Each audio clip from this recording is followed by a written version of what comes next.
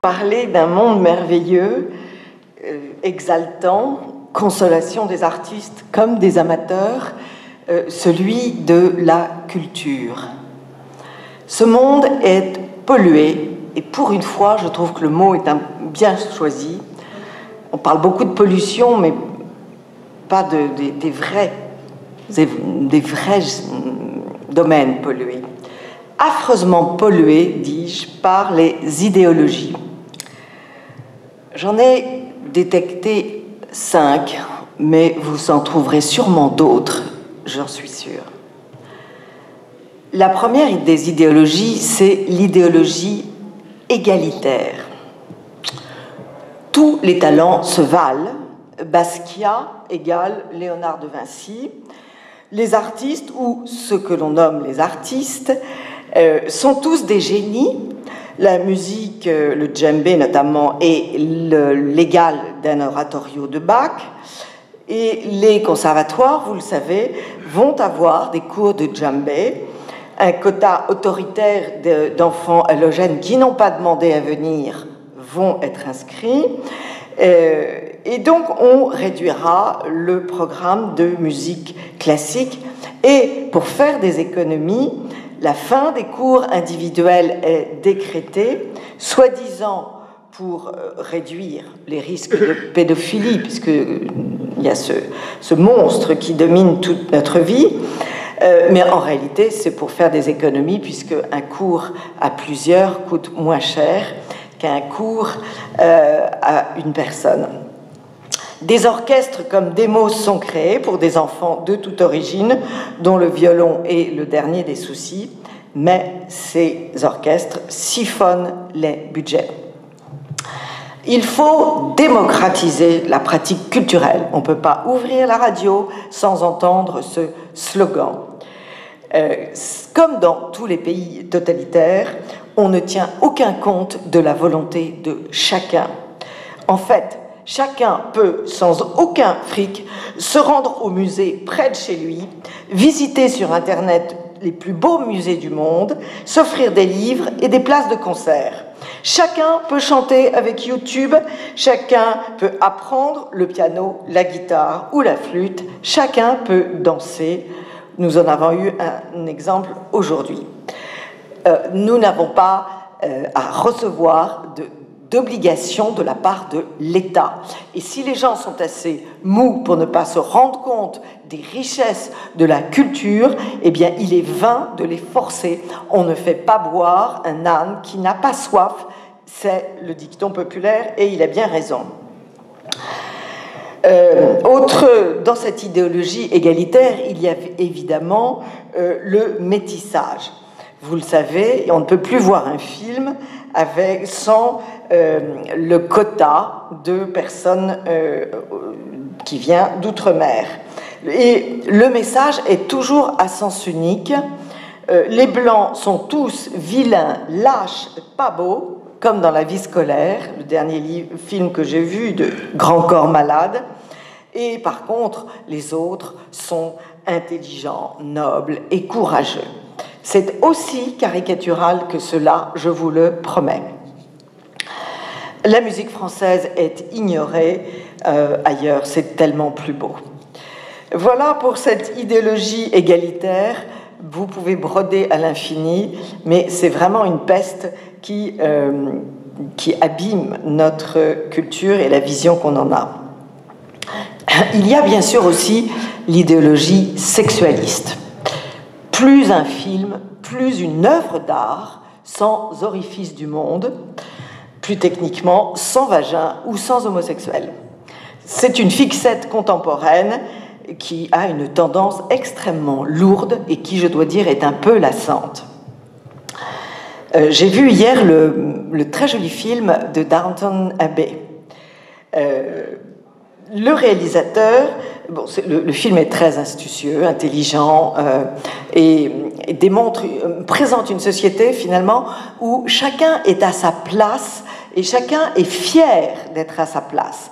Depuis le modeste valet jusque la fille de la reine, qui voudrait bien divorcer parce que son mari n'est pas celui qu'elle pensait, mais chacun accomplit la fonction là où le sort l'a mis. C'est en ça que c'est inouï, puisqu'il y a eu 28 millions de personnes pour voir ce film, ce qui prouve bien que l'idée de l'ascenseur social dont on nous rabat les oreilles tous les matins est une idée fausse. On peut très bien être là où le sort nous a mis. Eh bien, dans ce film qui se passe en 1923, dans une modeste bourgade anglaise, bien éloignée de Londres, il y a tout de même une scène dans une boîte homo avec une cinquantaine ou une quarantaine de types qui dansent ensemble. Ça paraît quand même très improbable. Le mal, je n'oserais pas le dire. Le problème était dans les grandes capitales, mais sûrement pas dans ces petites villes anglaises. Il n'y avait pas assez de monde.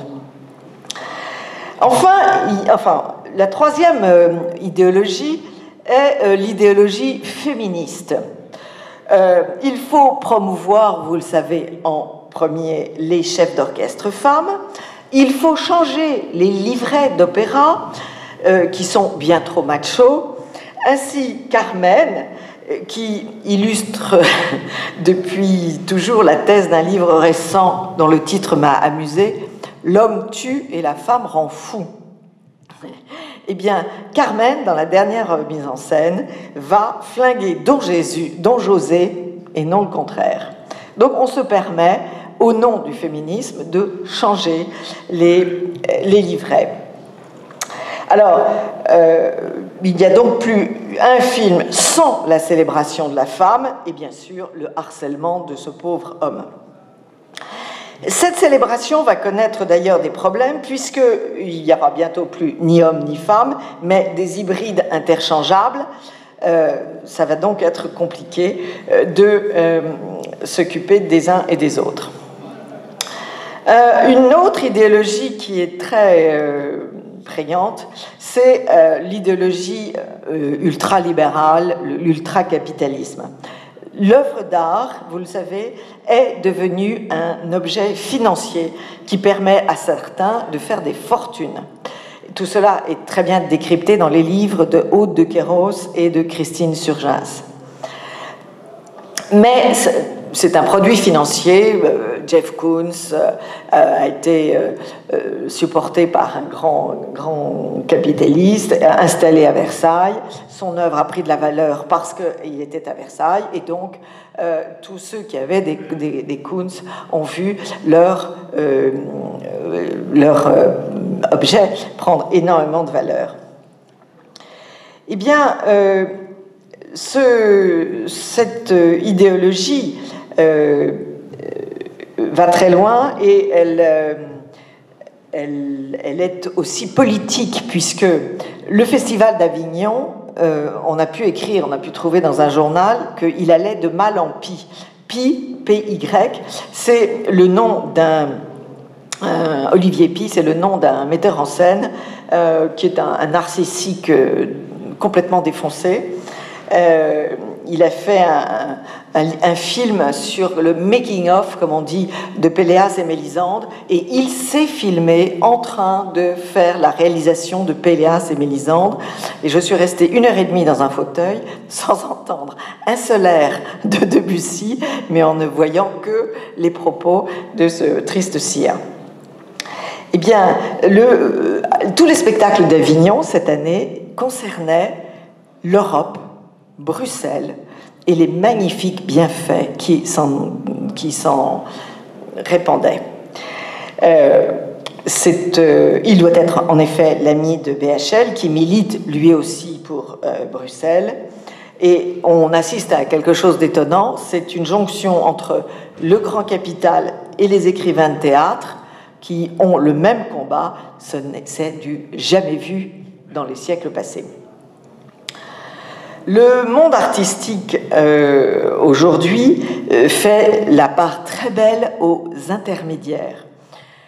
pensez que au tableau de l'art médiéval, de l'art sacré jadis, il y avait des mécènes très fortunés, mais assez modestes. Ils sont en général à genoux dans un coin du tableau en tout petit. Aujourd'hui, le mécène fait énormément d'argent, beaucoup d'argent, et toute la chaîne du système dépend de ses finances. Dans le même état d'esprit, pensez, je parlais des conservatoires qui allaient supprimer des cours de musique classique.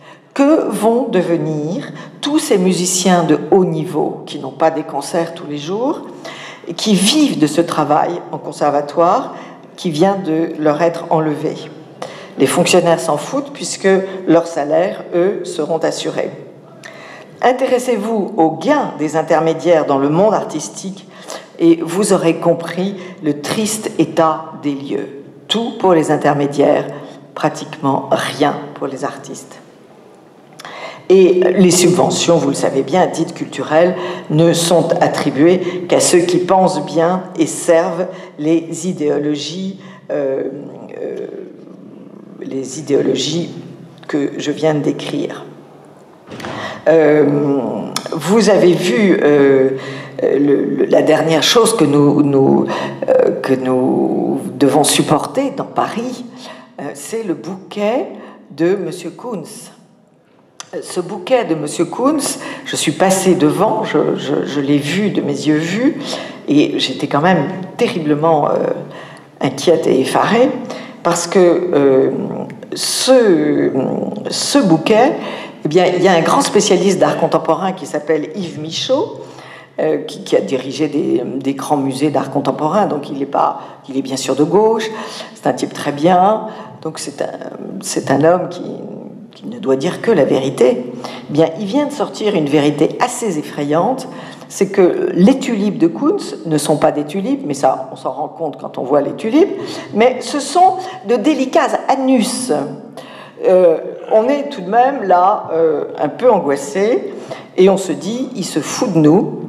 Je ne continuerai pas à vous expliquer ce que peut être le point en dessous. D'habitude, un bouquet de fleurs, on voit un geste. Regardez les bouquets de fleurs dans tous les tableaux du monde. La main est souple, détendue, et les fleurs prennent le chemin de la main. Là, non, c'est vraiment quelque chose d'autre, pour un usage tout à fait particulier que vous trouverez sans moi. Alors, est-ce que l'artiste s'est vengé des réactions négatives à son œuvre installée royalement au château de Versailles? Il est possible, tout est possible avec ces gens-là et ceux qui les admirent. Dernier exemple de ce capitalisme dans les arts. Je m'occupe de la fabrication d'une très belle statue de Jeanne d'Arc par un artiste russe. Il s'appelle Boris le Jeune. La statue est magnifique. Si vous avez autour de vous des industriels nantis de courage, eh bien, vous me les envoyez parce que nous cherchons des mécènes pour payer cette statue et l'emmener à Saint-Pétersbourg, puisque nous offrons pas un bouquet d'anus, nous offrons à Saint-Pétersbourg Sainte Jeanne d'Arc. Ça a tout de même un petit peu plus de classe.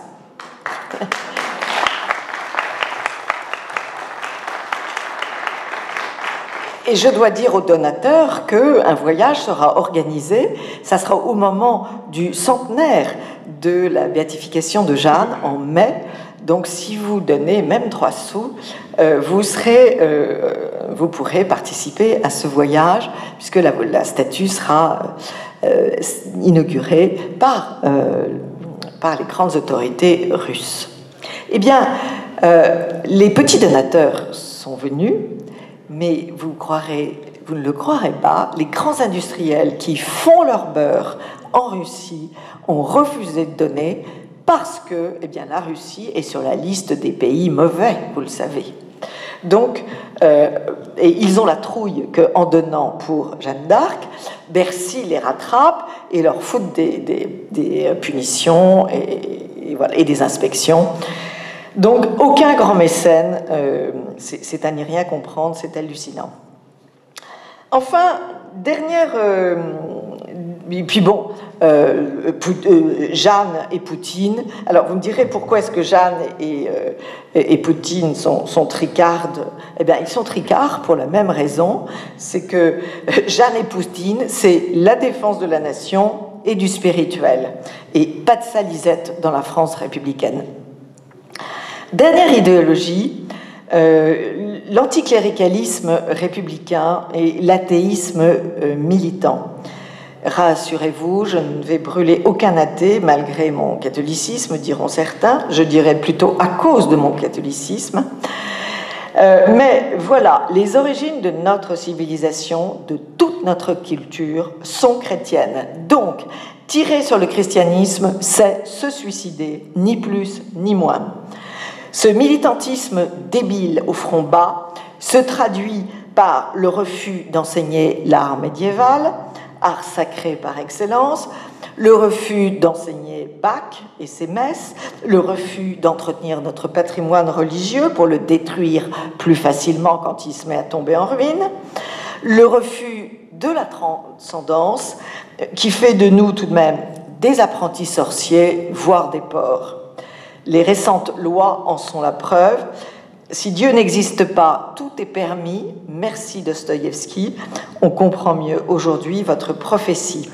Lisez aussi Cœur de chien de Bulgakov, un chien dont le cœur a été greffé sur un schnappant mort dans la rue, raconte. C'est hilarant et assez actuel.